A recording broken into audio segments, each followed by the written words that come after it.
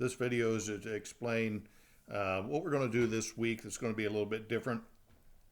You'll see here your Tuesday night assignment is going to actually be the same as what you've been doing with the ratio and proportion quiz number 3. But the Thursday night assignment is going to be a little bit different. There was a person from, actually it was a second year class that told me they were getting bored with doing math and book work. So I decided I would try and do something that's more along the lines of what a lab assignment would look like if we were doing in-person classes. I don't know that I'm going to do this for the second year class, but for the third year class, this is what we're going to do for this Thursday. So when you see the assignment, you click on this, it'll take you to lab assignment 1. When you get to the page for lab assignment 1, you'll see that there's a PowerPoint lesson. There's a engineering application bulletin for the Copeland CoreSense controller. And then here is where you're going to submit a hand-drawn wiring diagram. That is going to be your assignment for Thursday night, is to submit a hand-drawn wiring diagram. Starting out with the PowerPoint lesson here, when you click on that, you'll see, I'm going to minimize that just a little bit. Here is a Copeland compressor. I'm sure everybody has seen a Copeland scroll compressor, and inside this terminal box here where the high voltage motor terminals are, there's also this protector module. And this is very common on a lot of different compressors, not just scroll compressors, but this protector module actually protects the compressor from electrical and temperature. And you'll see this actually has 2 temperature sensors that wire in right here with a little plug, and those temperature sensors are measuring the temperature of the motor winding, and also there's a temperature sensor for the actual scroll itself to see if the scroll is overheating, kind of like a discharge gas temperature limit. But we're going to start out with a hand-drawn wiring diagram. You are going to draw exactly this. What you're going to do is draw this on a piece of paper. You're going to take a picture of it with your phone, and then you're going to email that to yourself, or however you get the picture, to your computer or Chromebook, and then you're going to submit that picture as your for your assignment for Thursday night. But you're going to start out with a ladder diagram just like this. You're going to see, or you're going to draw a box, and you're going to put L1. You're going to draw a box. You're going to put N, and you're going to do this with a pencil and a ruler. It is not a hand-drawn, free-drawing, sketch. It's actually done with a ruler and a pencil, and you make it look nice and neat, just like it is here. 120-volt transformer, step down to 24-volt. You're going to draw that, and then the 24-volt circuit is going through a cooling controller. This is a temperature switch that makes on a rise in temperature, and here is a control relay that's going to energize when the cooling controller closes. Continuing on, this is also part of your drawing you're going to do. This would be a typical drawing that you would see, where the 24-volt control relay here, the 24-volt coil of the control relay, actually makes a set of contacts right here that complete the 110-volt circuit to M1 of the motor protector module, and inside the motor protector module, assuming that the temperatures are all within range, it would close, and then you would get power to the low pressure switch, high pressure switch, and then you would pull in the 120-volt compressor contactor. Now, before you start drawing this, I want you to understand that that isn't really the way you're going to submit your drawing. Your drawing is going to look exactly like this, because what we're going to show is the motor protector module and all of the connections to it, so that we can better understand what its function is. So you are going to have this exact drawing, and you're going to take a picture of it, and you're going to submit it. Now, the things that I've added here is that the protector module needs power, and in this case, we're going to power it with 24 volts. So you have to come down off of your original low voltage schematic and power the module. The module has plug-in temperature sensors, like I told you, a motor temperature sensor and a scroll temperature sensor. The motor temperature sensor is a PTC, which stands for PTC is the initials for positive temperature coefficient, and the scroll temperature sensor is a negative temperature coefficient. And that's something you'll want to remember for next week. There's where the temperature sensors go in, the red wire, blue wire, black wire, and then you have the three phases off the motor compressor terminals so that it can measure the actual three-phase power from the compressor. So this is the drawing that you're going to hand draw. You're going to take a picture of it and you're going to submit it for your assignment. So before we go on with any further on the PowerPoint presentation, look up here, here's your lab assignment tab. You go back here, you click on Core Sense wiring diagram. This is your where you're going to submit your hand-drawn wiring diagram.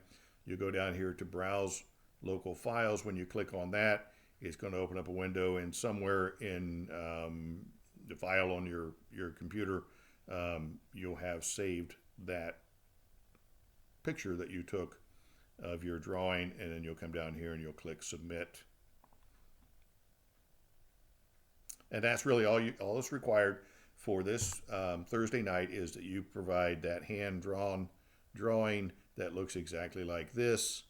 Next week, you're going to look at the rest of this PowerPoint presentation. Of course, you can look at it anytime you want to, but here is a typical carrier wiring diagram, and I just wanted to show this to show that, you know, here there's three different places that you'll see the motor protector module. Here is the actual nomenclature MP motor protector module, or modular motor protector.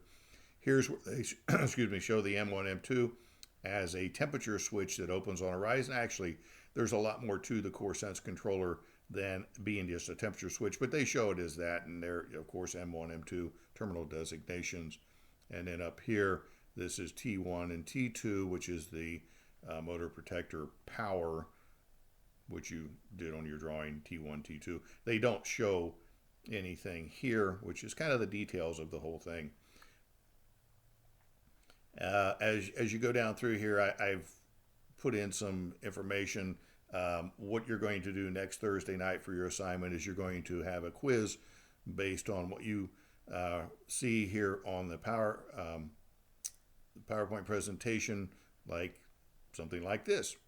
Does the module have to be powered with the same power as the control circuit, the M1 to M2 circuit? Does it have to be the same power feeding the module? Well, no. On your drawing that you submit, it's actually 24 volts, but it could be. This module could be a 120 volt module. They make it in that variety. If you look at the engineering bulletin, you'll see that. So it can be powered with the same power as the control circuit, or it can be powered with a 24 volt circuit also. The difference between negative and positive temperature coefficient thermistors, something that's going to be important that you know. What you would expect to see if the thermistor resistance is out of range. A thermistor is a thermal resistor, and as the temperature changes, the resistance changes. And this little table here would tell you about the motor temperature thermistor, you know, at what resistance value, or as the temperature rises, because it's a positive temperature coefficient, the resistance would rise. And when it rose above 4.5 K, it would trip and it would cause a code 1 alarm, and you would see the red light flash. And this is all, again, stuff that I will put on a quiz, so that I will make sure that you paid attention and read about this. The scroll temperature sensor, it has an alarm. If there's a phase missing, there's also an alarm. So a lot of the things that we're going to learn about the Core Sense controller. One of the most important things that we're not going to be able to do, and I really wanted to do this year, is to show you how to connect a laptop to it. There is a software program for the Core Sense controller, and with this cable, and I've got one in my classroom, this is the one I've got, I would show you how to plug in a laptop or tablet right to the controller in the field. You're doing this, we did this on an AON unit in the field, and you can see the last 10 faults, and we actually created one here that it's shown. You can see a lot of details about the compressor. You can see how many run hours, how many starts it's had. So a lot of information that really would have been nice.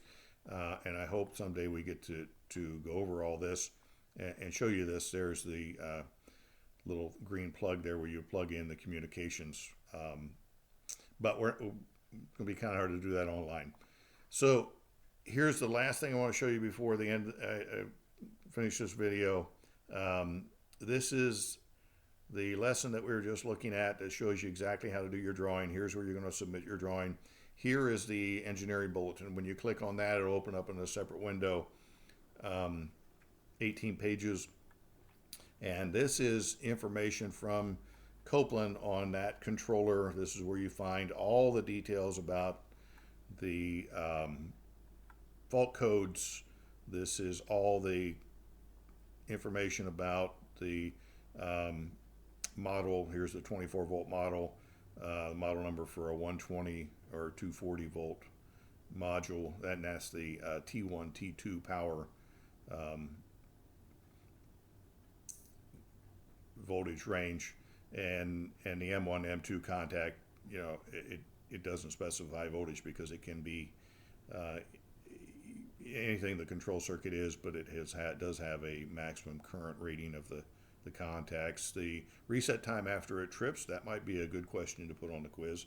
A lot of different things that you need to know about the controller for the quiz. So for the week after this, you'll want to take a look at all of this. When you hook up the communications cable to your laptop, you'll want to make sure that you've got the dip switches set. An important thing to remember about just about any dip switch, something that you'll want to remember, and I might put this on the quiz, is that anytime you make a change on a dip switch, make sure you power the controller off and then power it back on, because typically it only looks at the position of these switches when it first powers up, when it goes through initialization. So anytime you change the position of a dip switch, you should always turn the controller off and then back on. There's your table for if the green light's flashing, table if the red light's flashing. This is a sticker that you would typically find inside the terminal box. Here's the plug, and it designates the black wire, red wire, blue wire, and what they actually do. Addressing, you know, you can have multiple compressors tied to a network and be able to monitor all of them. So a lot of good information about this little controller that is very common and very important, because it is the controller that protects the compressor from single phasing or overheating the winding, or possibly if the compressor is low on oil, the actual scroll temperature will go too high, or the discharge gas temperature will go too high. So it actually protects the compressor against multiple different types of possible failures.